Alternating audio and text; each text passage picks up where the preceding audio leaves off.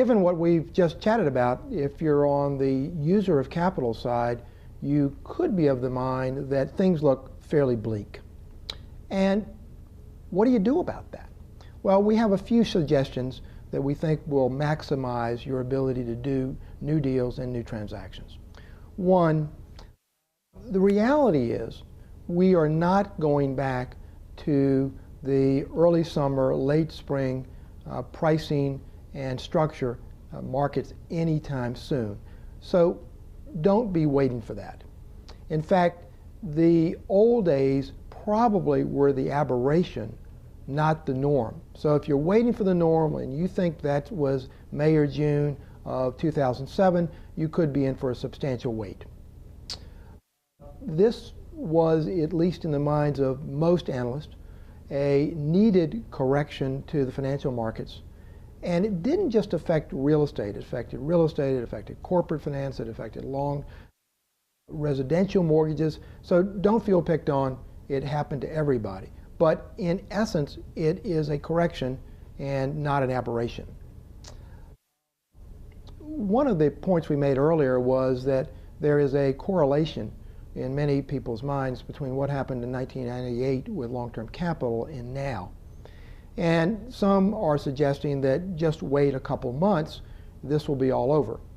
But interestingly, we went back and looked at a series of articles that we wrote in connection with Barron's magazine. And we looked at what happened during the long-term capital crisis and how that affected the market. What's very clear is that immediately after long-term capital, which was August of 1998, spreads widened out amazingly in the fixed rate market. They got much broader.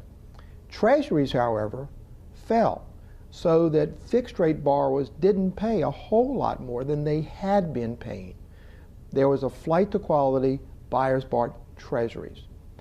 6 months after long-term debt, early in the next year, 1999, rates had actually risen. So if you're looking for mortgage rates to be lower in 6 months, the history doesn't say that. History says that they may well be higher because treasuries may be higher. And right now, as we noted earlier, treasuries have fallen dramatically from about 5 and 520 at the peak to in the 430 range now. If you have not dealt with life insurance companies and other institutional investors, this is a good time to do so. Their money is priced much more aggressively and efficiently than the conduit and Wall Street market. So if you've been an insurance company borrower, this is certainly your market. If you haven't been one, get to know those people. It's well worth your time. 2, your deal will take more time, so allow it. It will take more time to market. There may well be fewer players. It will take more time to negotiate the documents, and it may take more time to close it. So give yourself time to do your transaction. Don't think that it will be necessarily as quick as when we were in the go-go days of free money.